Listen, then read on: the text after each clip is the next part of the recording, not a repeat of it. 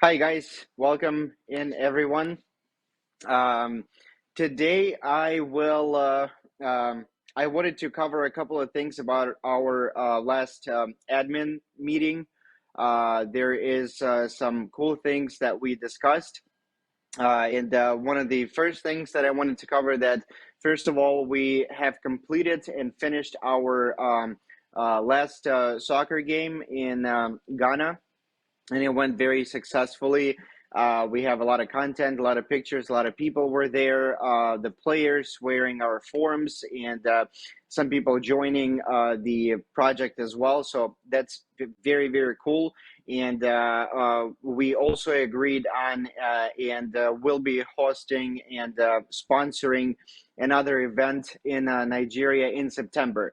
So that's already confirmed, and we already know that our plans for September event wise is going to be going there, and we're going to be having another soccer event. Also, we are preparing some proposals and documentation for schools and universities, since we're going to be going and visiting, you know, some institutions we're going to start from Nigeria, and we'll attract more people to join the project.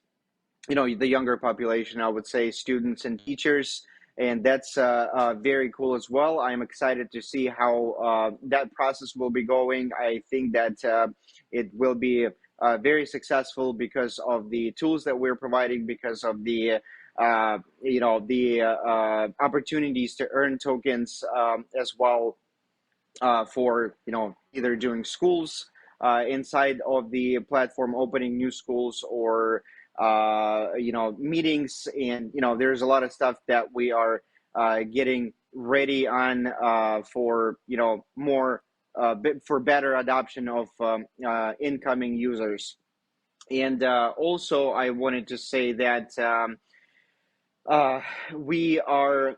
This is our last day for three of us in Silicon Valley in San Francisco, and tomorrow evening we are leaving and we're going to Chicago.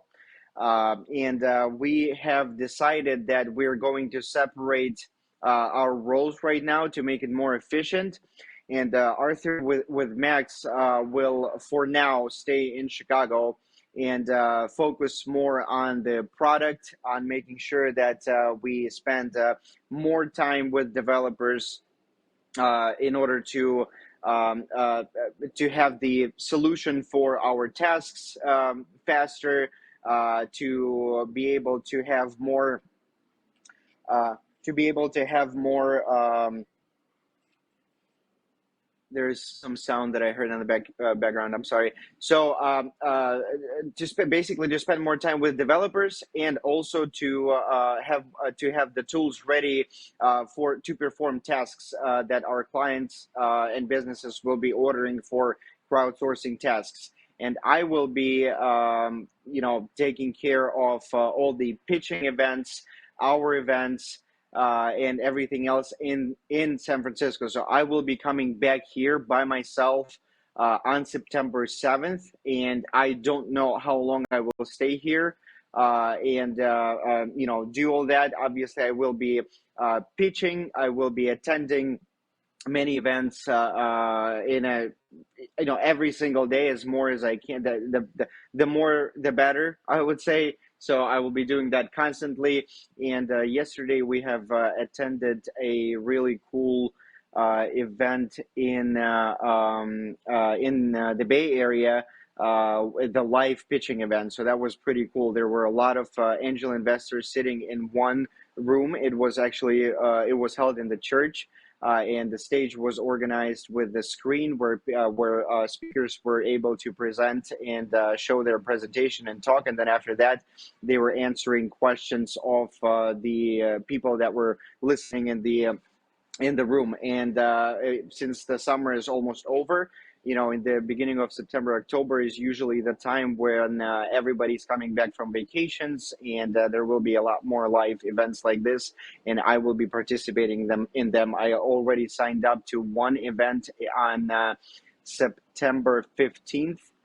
where we're going to have a lot of people live, and we will be presenting. So I will, uh, make as many videos of this pitch and questions that were asked to me and how we answered them, and we'll have more and more of this coming. So that's very, very exciting, and I am happy that I am able to come here by myself and continue our path of networking and communication with the funds. So this is probably going to be it that I wanted to share today, and I am ready to answer questions if we have them. There are some questions in the chat, and the first one comes from Crypto Professor. Good day, Raphael. Do you find a Grand Time community growing to 100,000 before the end of the year? That's a very interesting question, and it makes me think because on one hand, it is possible. It depends on how you do it. So let's say if you do a couple of AMA sessions or airdrops where a lot of people are joining the project for just because they're receiving free tokens and they're not staying active is one thing. So it's possible to have so many new users coming in, and it's possible to get 100,000 users by the end of the year. But on the other hand, the community that we have is very unique, and our uniqueness is that we are very close to each other. So if we take our admin groups, people that are working for tokens, people that are doing tests, people that are meeting, taking pictures. This is the kind of community that we have, and everybody knows each other, and everybody chats with each other and talks. When we have people coming from airdrops, they're most of them, 90% of them, are not staying active, and this is something that I don't like. That we have, people registered, and we can show the amount of users that we have, but we cannot show how active they are. So I am more focused on raising the community slower, but have everybody understand what we're doing, what our goal is, and how each person can be helpful to reach this goal of the whole community. So if we talk about whether it's possible or not, yes, it's possible. Are we going to do it that way? I don't think so.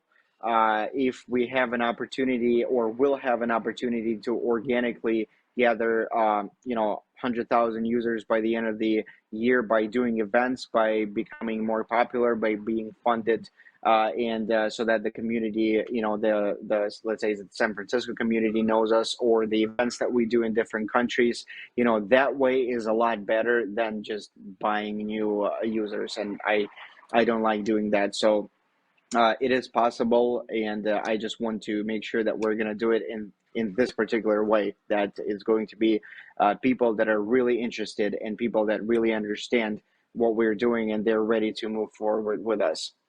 Thank you for the question. Thank you. And the next one comes from Hanan. Is there any change in listing day, listing price, and exchange listing, and why the IDO is taking much time? The IDO is the pre-sale, the launchpad that we had on our platform is currently paused. It's paused for a pretty long time now. And again, the reason why we did that is because we now communicate with the other listings that are ready to take us, but we are, just making sure that those platforms are something that fits our vision. And the reason why it takes longer and longer than we expected is obviously, I think the first reason is the market situation today.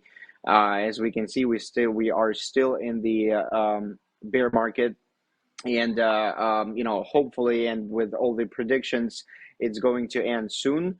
And starting from there, most of the projects are going to be growing community wise and sales wise and everything. But I think the main reason of why it took longer than expected is because of the, like I said, of the market situation, because we were very interesting for the trading community, but the trading community is being a little bit scared right now to get into newer projects because everybody lost money. So traders that had crypto before the crush, they lost, a lot of people lost half of their portfolio or even more than that. So a lot of people are waiting for the market to start going up so they can at least get their funds that they have already invested back before investing in the new project. So everything that happens for the best. That's for sure. And I know that once we, let's say, start doing the pre-sale and funding now, in the right after the summer, first of all, we have more people from funds and investors coming back to the valley to start working and finding new projects. And second thing is that we are hopefully and most likely at the end of the bear market right now, and soon everything is going to start going back up, and the trading activity will raise as well. So listing wise, we'll keep everybody informed on that.